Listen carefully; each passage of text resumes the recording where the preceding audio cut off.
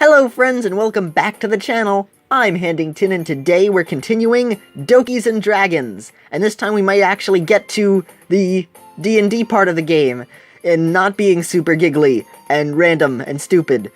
Let's proceed. By the way, Handington, were you able to create your character last night? Yeah. My relaxation ends.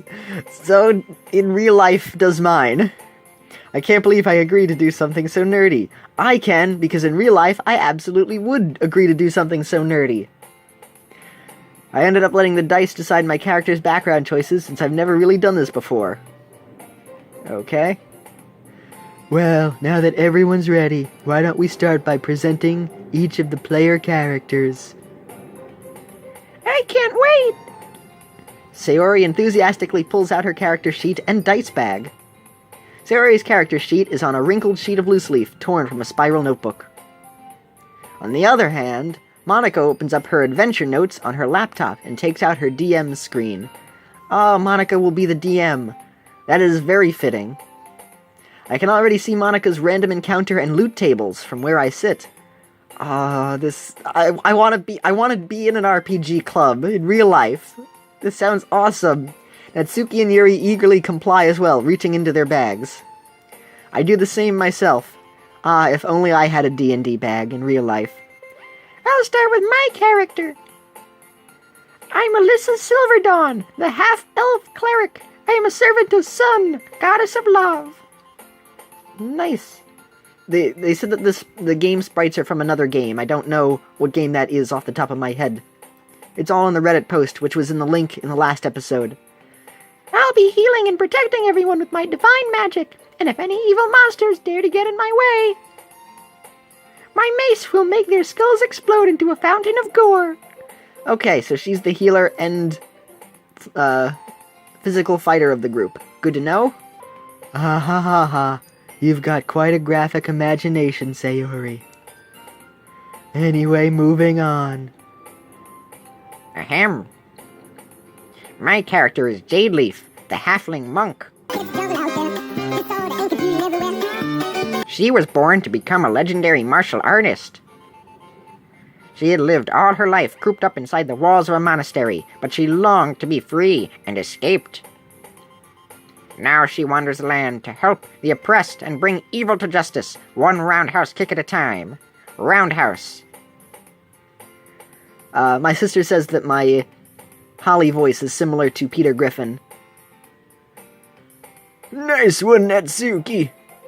I'm Zyle Moonshadow, the High Elf Warlock, child of Whispering Grove.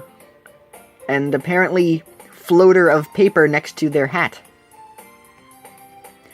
As I blossomed into adolescence on the eve of my 92nd birthday, the great old one, Shub Niggurath, visited my dreams for the first time. Shrub Niggurath, the all-mother and wife of the not-to-be-named one, Aya, the black goat of the woods with 1,000 young. I love her face. I love her face there. Holly, can you rewind this and then show her face zoomed in? That face is amazing. Why she touched my mind remains a mystery, but her visit granted me a glimpse through a tear in the fabric of reality. As my mind unraveled, I felt a pain as if I had flexed a muscle. I think it was actually a stroke. I never knew I had one that was atrophied from never having been used. I soon learned that this pain came from the newly discovered movements of my mind, which was trying to reach out of contact, to contact others around me. As I regained control over my mind, I learned to communicate with other creatures, not by using my own voice, but through telepathy. Even I reached the point where I was able to manifest illusory images and sounds, as well as levitating objects. Oh, that explains the levitating paper, then. You have mind levitation powers and you use that to levitate paper next to you? Okay. In any case, this all happens long before the interesting part, when I am able to gain access to the Pact of the Blade. Yuri. Hey! Sorry to interrupt, but we'll have plenty of time to delve more deeply into each character's background as we play. Yeah, I was wondering, just... I gave her the old man voice, and then I had to use it way more than I had expected to. For now, let's give Handington a chance to introduce his character, okay? Oh, right, sorry. When you get old, you start to ramble. Your turn, Handington. The girls look at me expectantly. This was my first time making a character, so I feel a bit nervous about showing it to the other girls. They're all staring at me. This is weird. But they're all happy, which is nice. I'm not really sure at all if I put everything where it needed to go on the character sheet, or if the numbers add up. In any case, Sayori looked at it earlier today and told me it was complete, so I guess it'll have to do. Oh, so I guess this is me now. So, I made a human fighter. According to my background, I used to be a soldier. Thought it would be cool to use big swords, so I picked up a great weapon fighting as my fighting style. Well, I picked great weapon fighting as my fighting style. Okay, what's your character's name? To be honest, I couldn't really think of a creative enough name, so I just picked one that sounded cool enough at the moment. I'm not sure about how cool it sounds now, though. I hold my character sheet in front of me so the girls can see my face while I say it. Kirito. No, God! He's Kirito. Like in, Sword Art Online. So this is the sheet then. Saving throws. Athletics. Strength. Dexterity. Constitution. Intelligence. Wisdom. 15 charisma. The only time I ever... Because I was able to create, like, a stat sheet when I had played the knockoff of DnD in the library. I had rolled an ability of mine, because we had to choose abilities, and I rolled one that gave me bonus charisma. And then, out of all the stats, like, everything was terrible, except I rolled, like, a 19 charisma. So by the time I had done all of this, my health was, like, 5, strength was, like, 2, 3, 1, 2, 4, 39. I had like 39 charisma or something like that. And everything else was terrible because all of my rolls lined up perfectly to giving me tons of charisma at the start.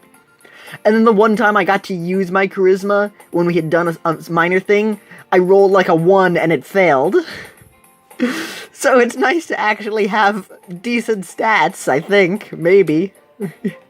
Okay, so I don't know what this exactly means, but I have a great sword, a chainmail, a light crossbow, a shield, bone dice, and an explorer's pack. Though I don't think I get to make too many choices in this, as I just click and then read stuff. Kirito. Natsuki chortles. Like Fawful. Alright, girls, we can relax. We got a famous beater in our party. What? Oh, shush, Natsuki. Let him pick whatever name he wants. What's a beater? Thank you, Sayori, for asking. Oh, she didn't answer it.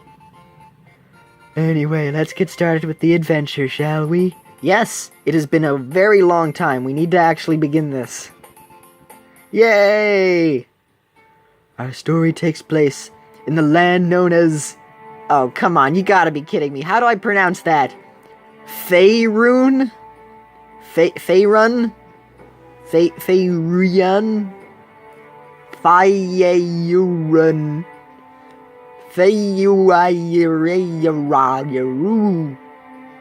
Faerun. I'm gonna call it Faerun. Alyssa, J-Leaf, Zyle, and Kirito. The four of you find yourselves traveling together on the road to Waterdeep, the city of splendors. You meet for the first time yesterday in the town of Loudwater at a quiet tavern known as the Old Owl. That's funny. In Loudwater, there's a quiet tavern. Oh, also, if you hear this creaking in the background, This is due to my brand new, well, my very old chair, which I now have, and it is brand new, and it's a little yellow lawn chair, and I love it very much. So if you hear those noises creaking in the background, I guess that's Yuri's old joints? Yeah, we'll go with that. Anyway, the city of Deepwater promises many opportunities for young adventurers such as you. You decided to band together for the sake of safer travel. After a long day of walking on the dirt road, you're all feeling pretty exhausted. What a beautiful landscape. I like this. Fortunately, it seems you've just arrived at an inn. There is a sign that reads, "The Broken Boar." What will you do? Ooh, I wonder if they're serving breakfast at this hour.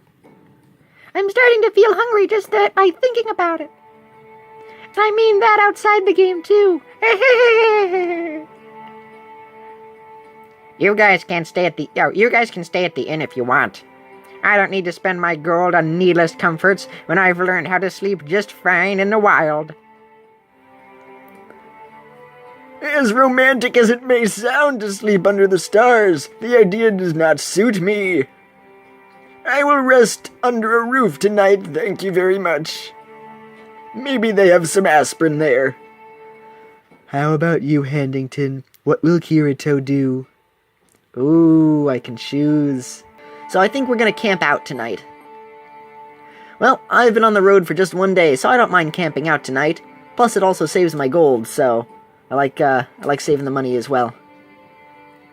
Well, I'm glad I'm not the only one here who gets it. Let's go find us a decent camping spot, Mr. Hero.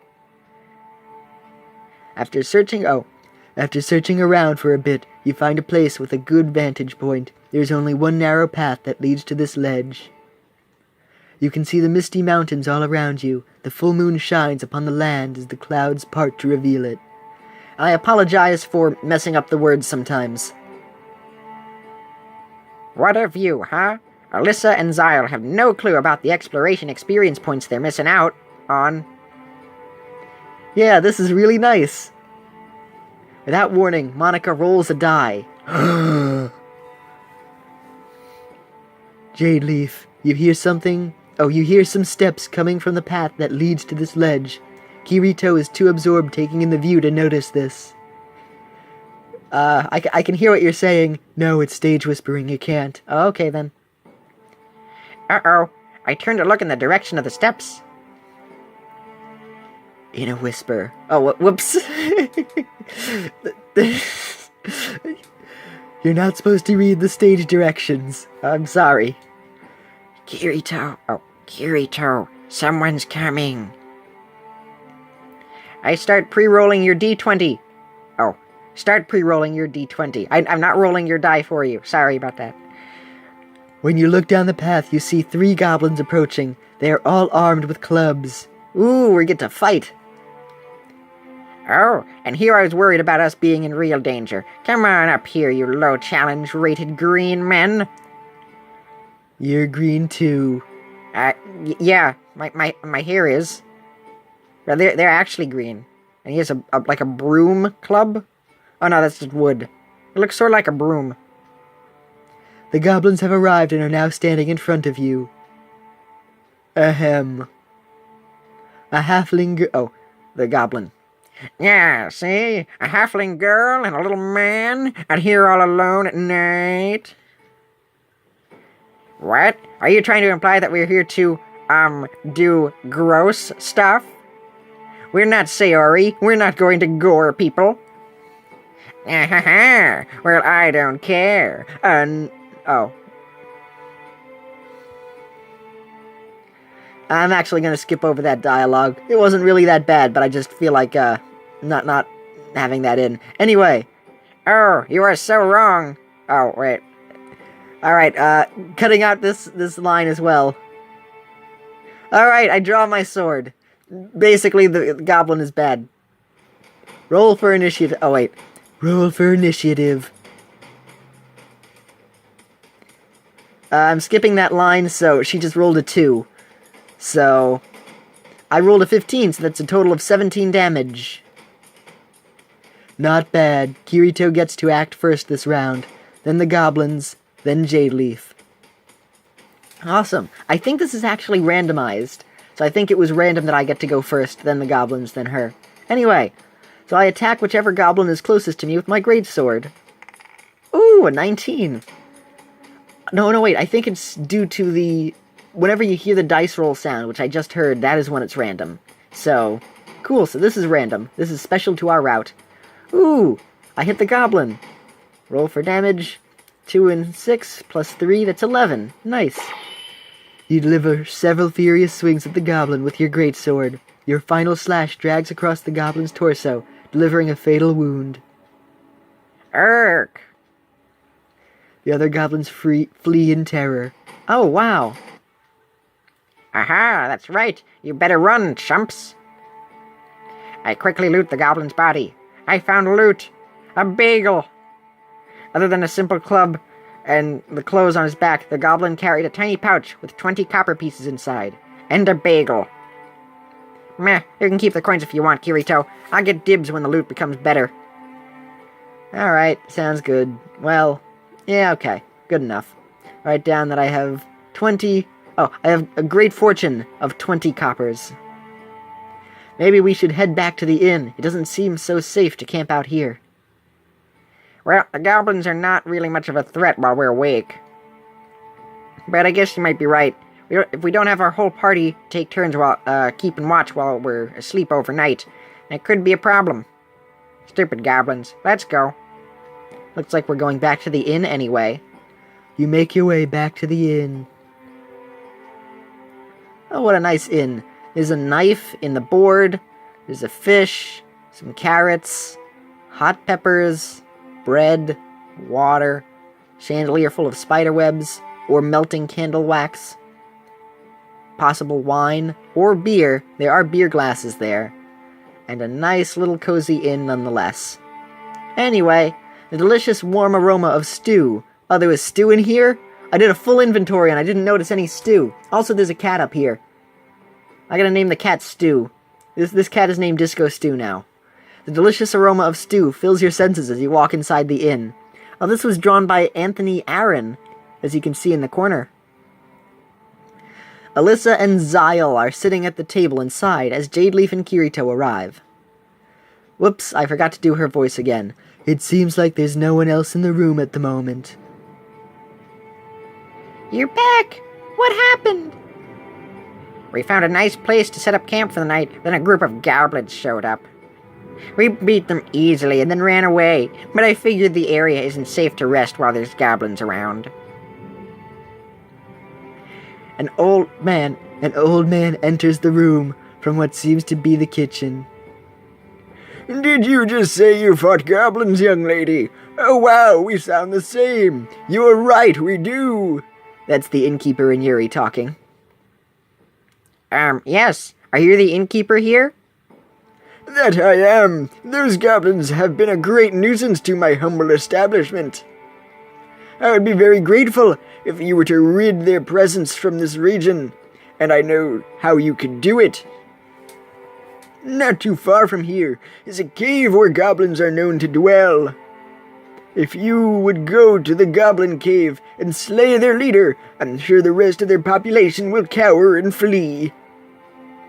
If you accomplish this task, I will reward you handsomely by giving you a grand total of 4,000 silver coins. It's a great sum for me, but what choice do I have? I cannot do business if all my customers are being chased away by goblin mongrels. Wow, this sounds like a great first quest to us. Very well, we accept the quest then. I'm sure we will purge this goblin infestation from the land in no time. Meanwhile, it turns out that the old man is actually just wearing an outfit that looks like this woman over here. Like he's actually playing two characters at once. He just runs to your side. And you're like, wow, we never see Zyle and the old innkeeper in the same room at the same time. What are you talking about? Thank you so much. You are the best customers I could ever ask for. In fact, You can eat as much stew as you like tonight, free of charge. I like this innkeeper guy. I like the way he thinks. Hooray! Let's feast, everyone! Later on, the innkeeper showed you on your map where the goblin cave is located. After having a good night's rest and a nice breakfast, you start your journey towards the goblin cave. Ooh, an arch. You know what? I think this is actually a pretty good place to possibly end the episode. So, I believe it's that time again. If you like what I do, don't be shy to give a thumbs up. Have a pleasant day, everyone. And this is Handington, signing off. Bye!